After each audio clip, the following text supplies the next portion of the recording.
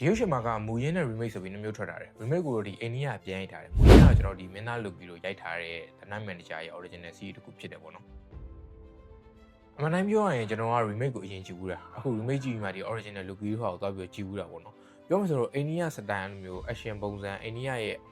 Bollywood style ကြိုက်တယ်ဆိုရင်တော့ remake ကိုကြည့်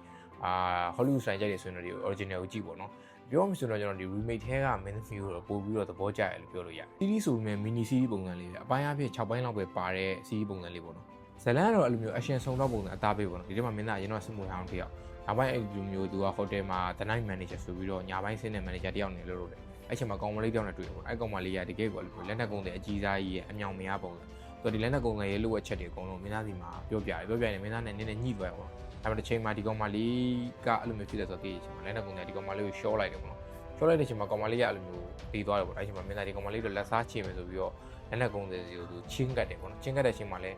သူယုံအောင်အဲ့လိုမျိုးအမျိုးမျိုးပုံစံလုပ်ပြီးချင်းကတ်တဲ့အချိန်မှာသူ့လူယုံဖြစ်သွားပြီးတော့အဲ့လိုမျိုးတစ်ခုဖမ်းဖို့တစ်ခုလုပ်တဲ့ပုံစံမျိုးနဲ့ဘယ်လိုတွေဆက်ဖြစ်မယ်ဆိုတော့လို့ဆုံးတော့ဆန်းဆန်း action ကန်းတွေအများကြီးနဲ့ရင်တစ်ထိတ်နဲ့ကြီးရမယ်ရုပ်ရှင်မျိုးပေါ့နော်အဲ့လိုရုပ်ရှင်ကပြင်းကြီးသွားစရာမကောင်းမင်းနဲ့အဲ့လိုမျိုးရင်တစ်ထိတ်နဲ့ action ပုံစံဆုံးတော့ပုံစံကိုကြည့်ရကြိုက်တဲ့သူတွေတော့တော်တော်လေးမိုက်တဲ့ရုပ်ရှင်မျိုးပြောလို့ရတယ်ပေါ့နော်ပြီးတော့မကြည့်ရသေးရင်တော့ဒီ6ပိုင်းလောက်ရှိတဲ့ series ကိုကြည့်ပါတကယ်ကောင်းပါတယ်အားလုံးကျေးဇူးတင်ပါတယ်နောက်ရှင်မှပြန်တွေ့ပါ